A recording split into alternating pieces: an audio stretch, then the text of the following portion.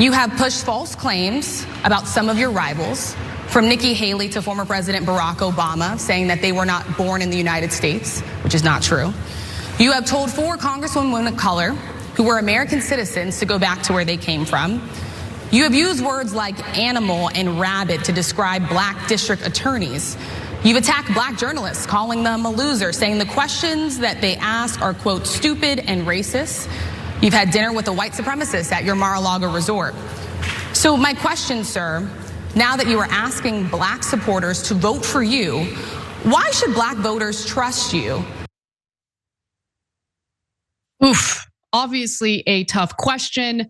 Donald Trump spoke before the National Association of Black Journalists and things got fiery. Not so great for Donald Trump. I think that he handled this event poorly, to say the least, and it appears that some in conservative media might even concede to that. Now, with that in mind, let's take a look at how he answered that question. Well, I don't think I've ever been asked a question so in such a horrible manner. First question. You don't even say, hello, how are you? Are you with ABC? Because I think they're a fake news network, a terrible network. And I think it's disgraceful that I came here in good spirit. I love the black population of this country. I've done so much for the black population of this country. I have been the best president for the black population since Abraham Lincoln. That's my answer. Better than President Johnson, who signed the Voting Rights Act. And for you to start off a question and answer period, especially when you're 35 minutes late because you couldn't get your equipment to work in such a hostile manner, I think it's a disgrace. Well, that went well. Curious what you thought about his response to, I will admit, it was a challenging question. Sure, you could even say maybe a little bit hostile, but I think it was an important question to ask him, especially if he's attempting to appeal to black voters. But what do you think, John? It wasn't hostile. She just did a bullet point list of other insane things that he's done. And he decided the next time this happens, I want to make sure there's new material on the list. So let me rapid fire give you some more. But John, be fair. She didn't even say, hello, how are you? I almost want to play the tape back because I bet she did, but I also don't care. I mean, from start to finish, the lie about why they started late, it apparently was not the equipment issue. We could get into it perhaps, but that is not why they started late. Yeah, I don't Immediately care. Saying it's a horrible, I've never been asked such a horrible, nasty question. You're an adult. What are you talking about? I don't care how nasty it is. How is that how you respond to it? And then the ABC, you're fake news, you're fake news. You should shut up. No one's ever been better for black people. I love black people. It's madness. It was sheer madness from floor to ceiling. The massive lies. He demonstrated in the first response every reason that people were saying he shouldn't have been invited in the first place. He hates black people and he hates journalists. So an organization of black journalists seems like a difficult place for him to do well. And so to continually attack and then to tell a massive auditorium of black professionals, I don't care what you think, I'm the best that you've ever had. How the hell is that his place to say? At least get one of your black surrogates or something like that. Give them the order to go tell that lie for you or whatever. But for him to say that is madness. And I know we're gonna get to a lot of elements of this. You could take the 10 most ridiculous things coming out of this, get rid of them, and we'd have material for a half hour on this. This is one of the worst appearances he's ever had in his life. Yeah, I think that he squandered an opportunity. Like if he actually was strategically minded, he would be aware and he would expect this kind of questioning to happen, to occur. Again, the event was specifically for the National Association of Black Journalists. He knows that there has been a lot of concern about his rhetoric and statements about people in the black community. And so he should have been prepared for this. And he should have seen it as a strategic opportunity to kind of change his messaging. But he totally fumbled, and he fumbled again and again and again. The entirety of the interview was about 34 minutes. So we can't show you all of the times that he fumbled, but these were the elements of his statements that like really stood out to me. So let's get to immigration and what he refers to as black jobs. And a lot of the journalists in this room I know and I have great respect for, a lot of the journalists in this room are black. I will tell you that coming from the border are millions and millions of people that happen to be taking black jobs. You had the best. What exactly is a black job, sir? A black job is anybody that has a job. That's what it is. Anybody that has a job. All right. And Mr. they're taking the employment away from black people. They're coming in, they're invading. It's an invasion of millions of people, probably 15, 16, 17 million people. I have a feeling it's much more than that. And everybody's been seeing what's happened. The first group of people, the black population, is affected most by that. Hey, don't scroll away. Come back. Because before the video continues, we just want to urge you to lend your support to TYT. You power our honest reporting. You do it at tyt.com/team, and we love you for it. John, since a black job is anyone who has a job, how do you feel about working in a black job? I mean, it makes me uncomfortable on pretty much a daily basis, but that's the definition. What are you gonna do about it? He's out of his mind. He's out of his mind. The point that he wants to make, you could make if he wasn't a dumb bigot. But he's unfortunately both dumb and a bigot, and so he's gonna have a lot of trouble with that. I love, in particular, I love when he'll be like, there's 15, 16 million. So he'll take the actual number or whatever that most people agree on. He'll add millions to it, and then that's not good enough. He'll then say, and I think it's even more than that. No, you already baked in more than that. That's what you did.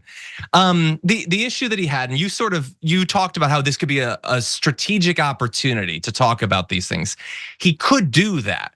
He could respond to even the aggressive questions and be like, you know what? I've said things that didn't end up being true, and I have been combative with reporters. And I have a number of failings, but I want to be clear.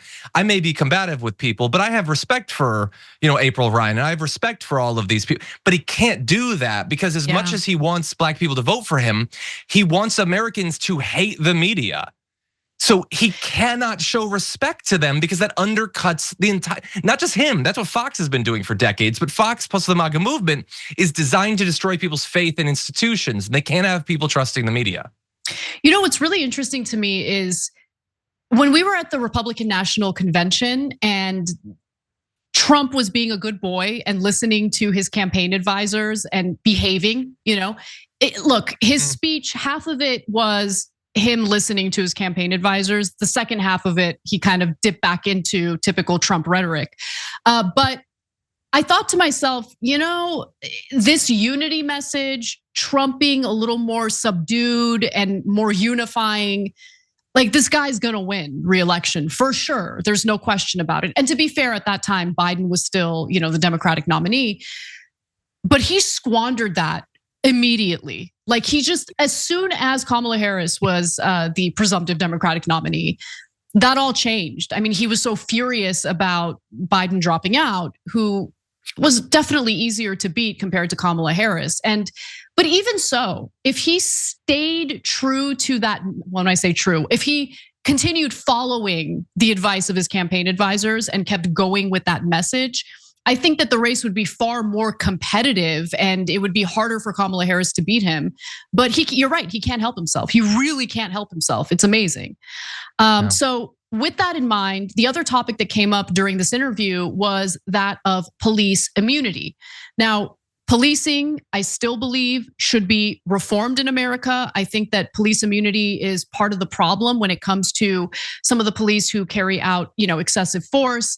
A specific incident came up. It was the incident where Sonia Massey was horrifically and tragically shot and killed by a police officer. And so he was asked about that. Let's see if he was able to turn things around. So Sonia Massey, someone from Illinois, an unarmed black woman, was shot the other day in her home by a deputy sheriff. The deputy has since been charged with murder. You've said police would get immunity from prosecution if you win. Why should someone like that officer have immunity, in your opinion? Immunity? Immunity. I don't know the exact case, but I saw something. And it didn't look good to me. It didn't look good to me. Are you talking with the water, right? Yeah, well, police unions are not backing this person either. Okay. But again, are they going to be charging the officer? I guess they're charging the officer. So why should he receive immunity? Well, he might not. I mean, it depends. It depends on what happens. I'm talking about people that are much different cases than that. We need people to protect ourselves. And by the way, in Chicago, as an example, a few weeks ago, July 4th weekend, they had 117 shootings and 17 deaths. Nobody wants that. Nobody wants that. We need to have our police officers have the respect and dignity back. In this particular case, I saw something that didn't look good to me. I didn't like it. I didn't like it at all. Okay, there's a second half of his statement on the police immunity thing, but I wanted to break it up into two videos so we can actually talk about the points that he's making, which are muddled and just hard to comprehend. Okay, police immunity, if it remains, there's no picking and choosing, right? There's no like, oh, I didn't like the way this cop acted, so this cop shouldn't be protected with police immunity, whereas these cops should be protected with the police immunity. Like, look, I am actually very empathetic to the message in regard to, violence in Chicago. The Black community in Chicago has been victimized by that, not just over the last several years, for a long time, okay? And they deserve safety, they deserve peace.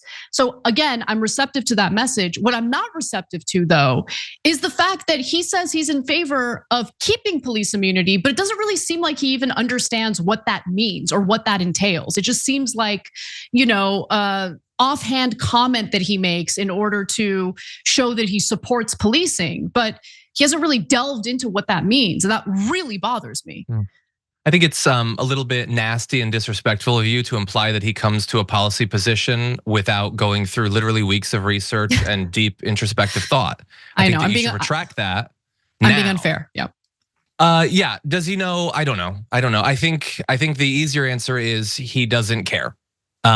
He was asked a question about Sonia Massey. If he hadn't been directly asked a question, he literally never would have mentioned the case in his life.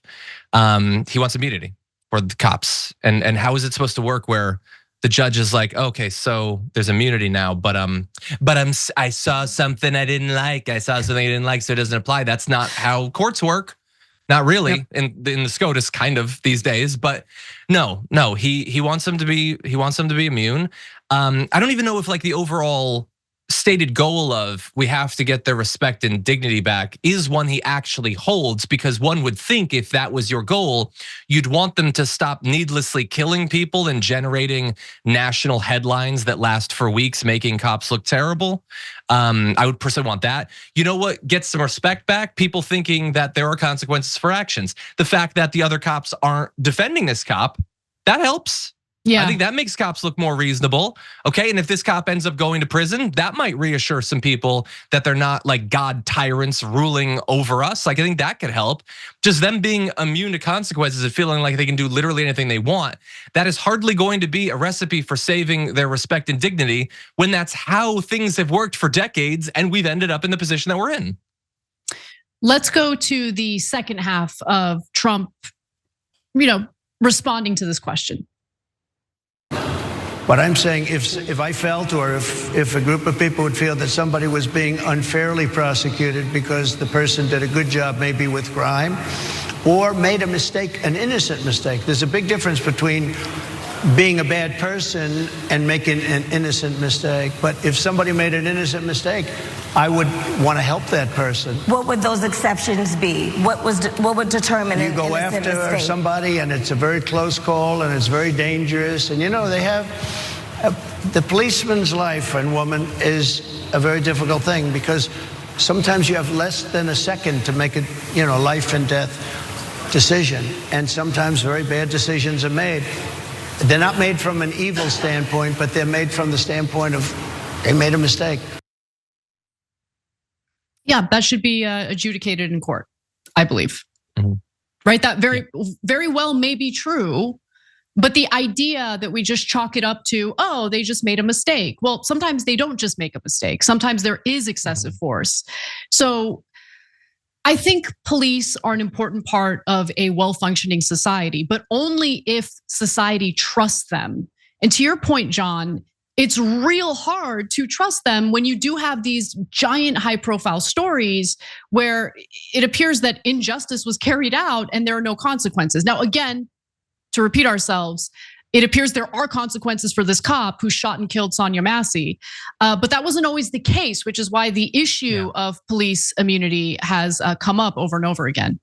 Yeah, and to the extent that that is now the case, that you're a little bit less surprised when there's consequences, well, that has only been bought by years of tireless activism and pressure.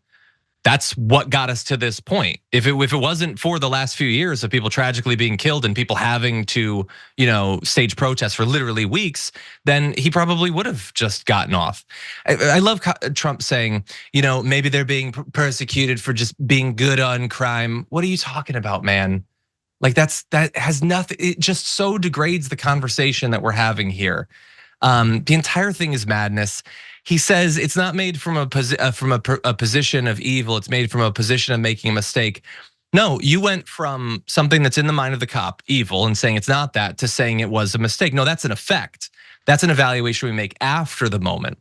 The evaluation they make in the moment, we can critique actually. We can critique the way they're trained. We can critique the baked in racism that few people in America are immune from. We can critique those things.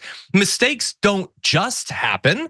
They happen, but they can be influenced by things, including the psychology and training and upbringing and culture that you're in, a lot of different things. But he doesn't want us to interrogate any of those. He wants us to just throw up our hands and say the world is chaotic. Well, that's not how you get change. That's cowardly and it's pathetic. Well, if you think, these are a bunch of lefties who are gonna view Donald Trump through this negative lens and it wasn't so bad. Well, it seems like even conservative media, like the Right Side Broadcasting Network, they were covering this live, couldn't really spin this situation into a win for Donald Trump. Let's take a look. Well, that was quite interesting. As you all know, this is Matthew Alvarez with Bobby McNeely here at Right Side Broadcasting Network. Of course, President Trump somewhat going into the lion's den there. Of course, Harris Faulkner being respectful to the president, that first journalist to President Trump's left. Not so much. Unexpected in some ways. We thought this would be more of a roundtable discussion. Yeah, that's an admission that it did not go well. But that's not what Donald Trump wants to put out there. In fact, on Truth Social, he did post about this. Let's put this up. He claims that they crushed it. It went really, really well. So I'm laughing actually. I'm right. Oh, you can't see me, but I'm laughing right now because I'm so happy about the way that it went. It did not go well. And he, again, I want to emphasize, totally screwed this up, squandered the opportunity. And I don't know what's going on with him or his campaign. It seems like they keep getting caught flat-footed. He should have expected the questions that he received during this event, but it seems like he just didn't and was ill-prepared. And so it did not bode well for him. It was not a good look. Sorry, Trump, you did not crush it. If you enjoyed this video, that's because of our members. They make us independent, they make us strong, and they make us honest. Become a member today by hitting the join button below.